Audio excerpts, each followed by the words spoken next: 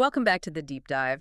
Today we're not just looking at a system, we are stepping inside a fortified digital vault. That's a good way to put it. We're talking about the most critical, most confidential part of the Sunmax ecosystem, the end-to-end security prototypes. Right. And this is the architectural blueprint that makes everything else you see in the app even possible.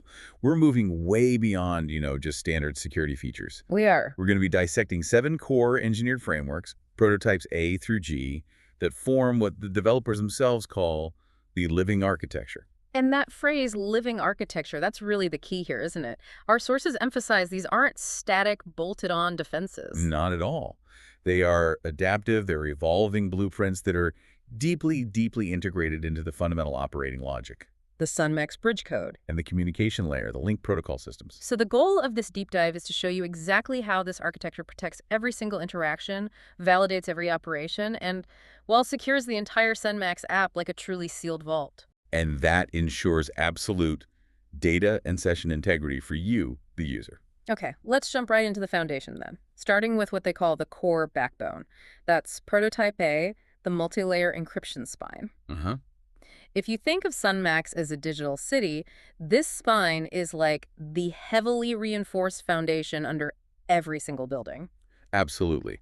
And this isn't just one layer of encryption. It's a systematic approach. It operates on multiple tiers at the same time.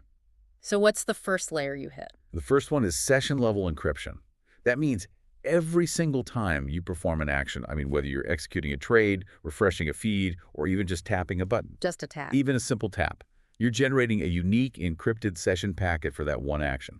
So if an attacker somehow intercepted that specific packet, it would only contain the data for that single tiny interaction, which is already encrypted and useless to them. Precisely. And that individual packet is then nested within the next layer, module-level encryption. So if you're inside the gold module, that entire module is wrapped in its own unique encryption shell. And that shell is totally separate from the one around the tools panel or the app store. It's security inside security. It makes lateral movement for any potential compromise, well, basically impossible. That's the idea. Okay, but this is where the technical side really ramps up and where the sources highlight some real innovation. We're talking about data in motion. What happens when data has to travel from, say, the gold module shell over to the tools panel shell? That's where prototype A is just genius. It's called transit encryption, and it's powered specifically by LinkProtocol 7.8. The data isn't just wrapped once. Okay. It's triple wrapped, using some of the most advanced cryptographic methods out there. Triple wrap. All right, we have to break down those 3 wraps. That sounds like something you'd find in a bank vault. Well, layer 1 is the bridge code layer. This handles the initial data structuring. It's basically making sure the data packet is speaking the correct internal language before it even hits the wire. So it's preparing the data? Then layer 2 is the link transfer wrap. This is dedicated solely to securing the connection route itself. Think of it like putting a cryptographic, non-traceable tunnel around the data highway. And the third layer, the final check. That's the rapid flow checksum. And this isn't just some simple hash. It's a dynamic validation signature that proves, the instant the data arrives, that not a single bit was altered or corrupted in transit. And this all happens instantly, right? So it's both incredibly secure and incredibly fast. That's the balance. I also noted one last detail here, persistent encryption nodes. So even data that is just sitting still, like cached data, is never left exposed. Correct. Data that's temporarily cached for performance is fragmented and encrypted into these tiny memory nodes. And these nodes are completely unreadable without the specific bridge code keys. So no internal component can ever expose readable user info. Not even during a high-speed data sync. It's crucial. That level of, well, internal paranoia brings us perfectly to prototype B, which is all about the concept of trust within the system. This is prototype B, the zero trust access model. And it's more than just a security feature. It's a core philosophy. What's the principle? It's explicit. No module, no instruction, and no handler is trusted by default. Yeah. Everything has to continuously prove its identity and its intent. So wait, even if the system knows an instruction came from the certified gold module, it still treats that instruction with suspicion? Complete suspicion. Yeah. It demands total verification. Every tiny piece of internal command, what the developers call a micro-bridge instruction, it has to pass 5 intensive security checks before it can be executed. 5 checks for every single command. I saw that list in the source material. It's incredibly rigorous. Identity validation, authority level verification, signature matching, timestamp comparison, and a device integrity scan. And let's just hone in on one of those for a second. Timestamp comparison. Why is that so vital? It prevents replay attacks, right? Exactly. An attacker might manage to record a valid command, but if they try to execute it even a few milliseconds later, the timestamp won't match the expected window, and boom, the instruction is instantly rejected. But wait a minute. If every tiny instruction requires 5 intensive checks, and this is an app built for high-speed financial interaction, doesn't that create, debilitating lag for the user? How do they keep performance from being crippled by this maximum paranoia? That's an excellent question, and it really speaks to the efficiency of Bridgecode. These validation processes are handled by specialized, ultra-low latency agents that run parallel to the operation itself. Ah, so they're not in the way. They're designed to execute their 5-step check faster than the data can even physically transit between modules. In fact, if the whole process takes too long, if it exceeds the expected microsecond window, that itself gets flagged as anomalous behavior. That makes sense. The checks are mandatory, but the architecture is just optimized to perform them invisibly fast. And the outcome is absolute. If even one of those 5 layers fails, the instruction is instantly blocked, quarantined, and a security alert is logged. It's the ultimate defense against internal components being tricked or exploited. Exactly. So that foundational work gets us into the next section, where the architecture moves from static verification to active, real-time intelligence. This is really where the living part of the architecture comes to life. Prototype C is the live threat monitoring engine. This is the system's 247 digital eye, constantly scanning the whole environment. What is it specifically looking for beyond just simple errors? It's hunting for behavior that indicates an attack is about to happen. It tracks things like unusual request patterns, say 10 times the normal rate of requests from one module. What else? It monitors sudden spikes in instruction frequency, suspicious module behavior that deviates from its known profile, attempted state injections, and, repeated authentication anomalies. So it's looking for precursors. It's trying to predict the shape of the threat before it can fully form. Precisely. And the response isn't some person reading an alert 5 minutes later. When a precursor is detected, it triggers the immediate micropatch defense. Micropatch defense. Okay, let's clarify that jargon.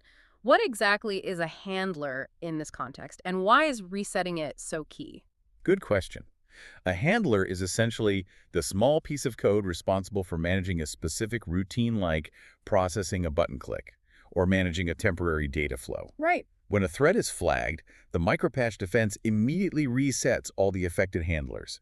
It instantly cuts off the suspicious routes and applies a fresh, clean segment of code. So it's not just blocking the attack, it's instantly rebuilding the compromised road segment, often in milliseconds, and the user doesn't even notice a hiccup. It's proactive damage control at the nano level.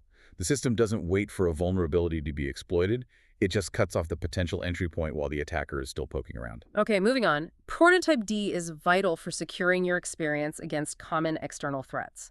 We're talking about encrypted bridge code tokenization. Right, this is all about securing individual user actions against hijacking. Which is crucial for session integrity. Absolutely. Every internal action you take, opening a currency converter, initiating a withdrawal, even just scrolling, is assigned a temporary encrypted token issued by Bridgecode. I get that the token acts as a temporary ID for that action, but what stops an attacker from just grabbing that token and reusing it to impersonate you? That's the critical detail. These tokens have an engineered shelf life that's measured in seconds. They're single-use, they're non-predictable, and they absolutely cannot be transferred. So for the action to work? For it to complete successfully, the token has to be validated simultaneously by both the sending and receiving ends, all within that tiny window of time. This is the real so what for the user, isn't it? It is. The result is that the Sunmax app remains highly immune to session hijacking. If an attacker compromises your Wi-Fi or intercepts traffic, by the time they can analyze and try to reuse that token, it's already expired. Your session is safe because the keys literally change with every tap. That's it. We've built a strong picture of the internal defenses. Now let's look at the more dynamic and external mechanisms, starting with maybe the most visually arresting concept, Prototype E. This is where the physical analogies really help. Prototype E, the dynamic firewall nodes. This isn't some static perimeter. The sources describe it as a moving fortress. That analogy is perfect. The mechanism involves firewall nodes that literally shift their operational space around the app's core. This means they are constantly changing position, resetting internal gateways, altering encryption keys, shifting communication ports, and rebuilding temporary access barriers. So the security walls are actually moving while the system is running. That sounds incredibly complex to manage. It is complex, but it's also highly effective. The key takeaway is that by constantly changing the defensive topography, by never leaving the target in the same place twice, it becomes almost impossible for an attacker to map a stable penetration point. Their map is immediately obsolete. Every few seconds, yeah. But implementing a moving fortress like that, it sounds computationally intensive. Is there a risk of this introducing instability or slowdowns for users on, say, lower-end devices? That is the core engineering challenge that Link Protocol 7.8 was specifically designed to solve. The dynamic changes are managed at the bridge code routing level, which is highly optimized for resource consumption. So it's efficient. The movement is cryptographic and logical, not, physical. And the system prioritizes key performance routes. So essentially, the cost of shifting the defense is exponentially lower than the cost of processing your data, which keeps the user experience totally fluid.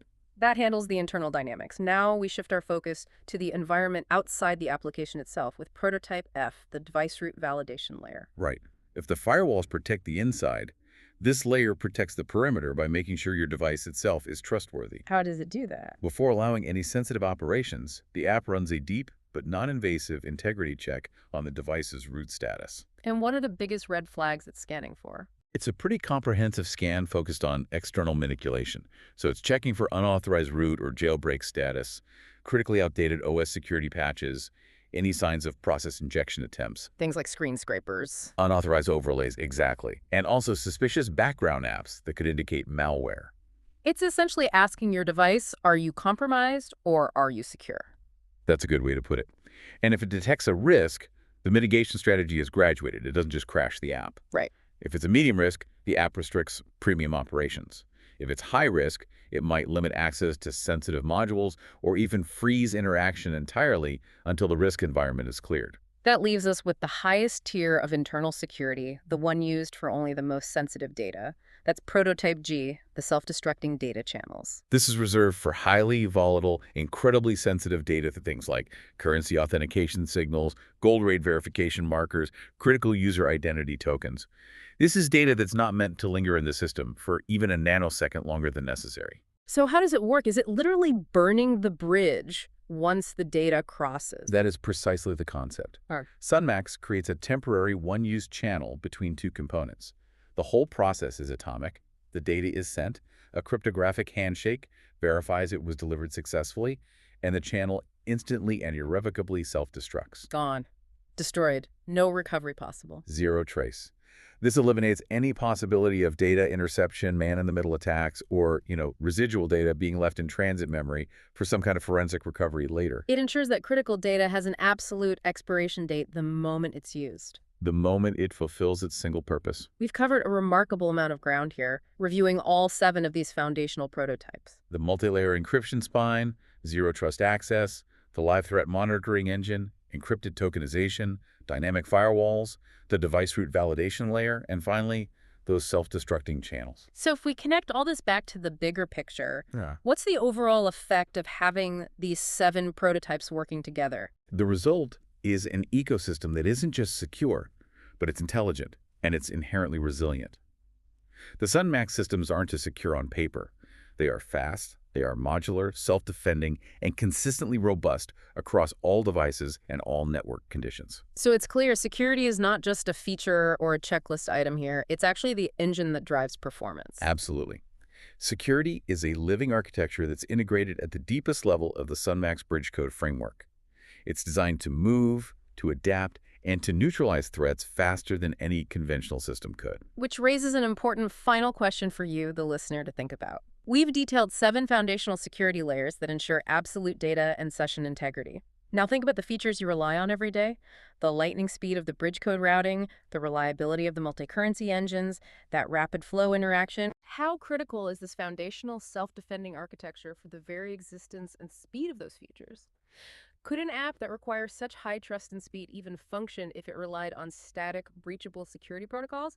It really proves that security is the silent foundation beneath every single feature you take for granted.